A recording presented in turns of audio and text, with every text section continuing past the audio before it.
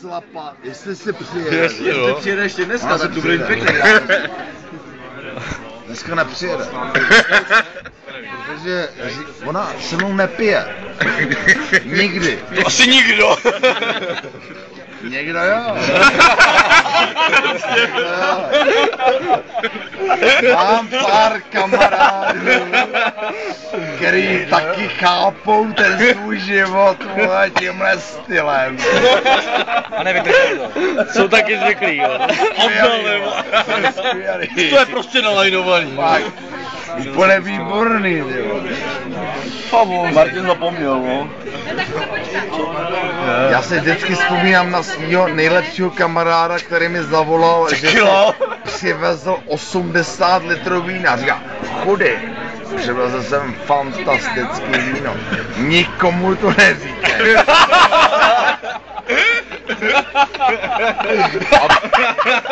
Přijď na košť.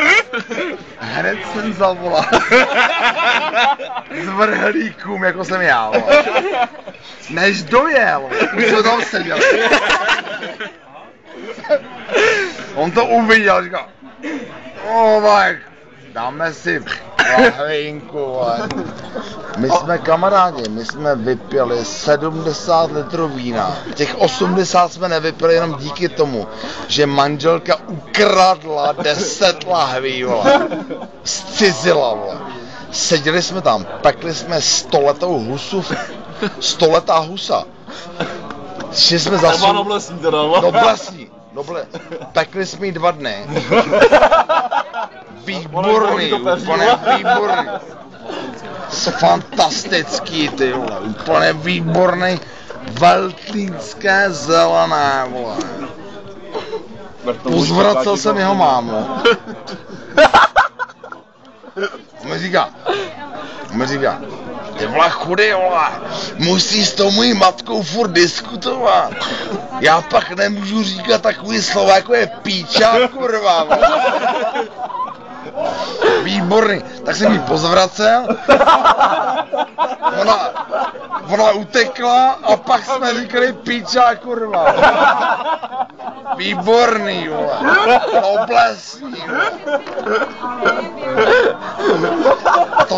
to jsem měl zamluvenou brigádu a Boris říká, chudy, vole, ale jako musíš přijít, vole, my s tebou počítáme, já říkám, jasný, vole, taky s tím počítám, prostě.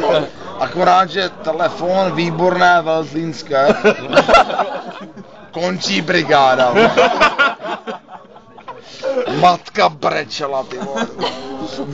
Moje máma probrečela celý moje dětství, ty vole. Výborný, ty vole. Matka je skvělá, ty vole. Já vás taky se čuju.